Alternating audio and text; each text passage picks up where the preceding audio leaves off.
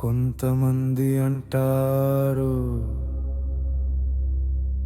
దేవునికి రూపం ఉండకూడదు, రూపం ప్రమాదం.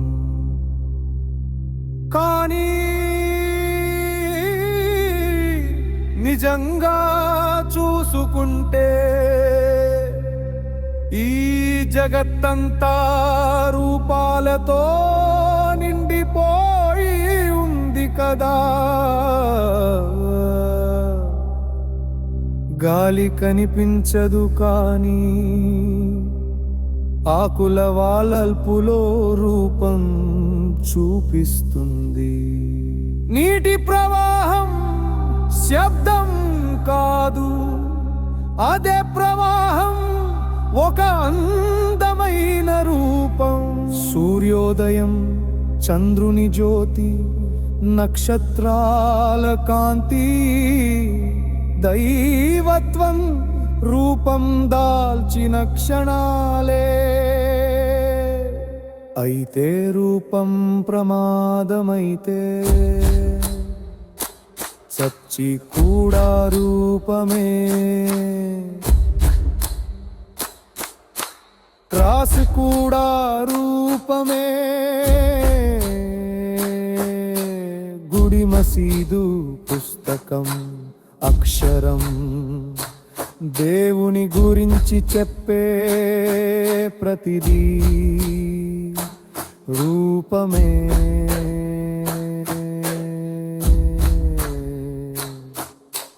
అంతే రూపాన్ని భయపడాలని చెబితే దేవుని మాట కూడా నిలబడదు.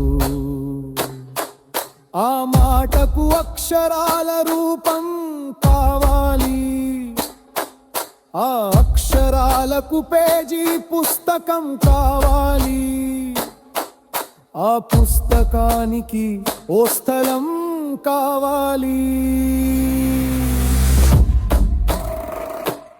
అందుకే రూపం తవరం కాదు, రూపం దైవం ప్రవహించే భాష. ఓన్లీ జీసస్ ఇస్ సేవియర్ అనడం కూడా ఆ మాట ఒక రూపం అవ్వడంతోనే సాధ్యం.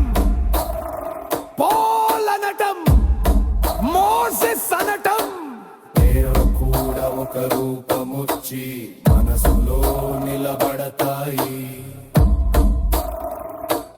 రూపం లేకపోతే ఆ భావాలు, ఆ ప్రేమ, ఆ భక్తి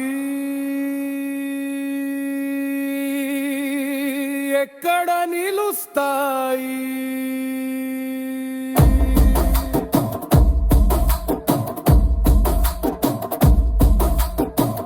అందుకే ఈ లోకం మొత్తం దైవిక రూపాల పుస్తకంలా ఉంటుంది. పచ్చని చెట్టు, ప్రవహించే నది, మనసుకు అర్థమయ్యే మాట, హృదయానికి హితం అయ్యే ప్రార్థన, ఇవన్నీ దేవుని వివిధ రూపాలే. రూపాన్ని నాశనం చెయ్యాలనే ఆలోచన అది దర్శనం కాదు, అది మనసులోని భయం మాత్రమే.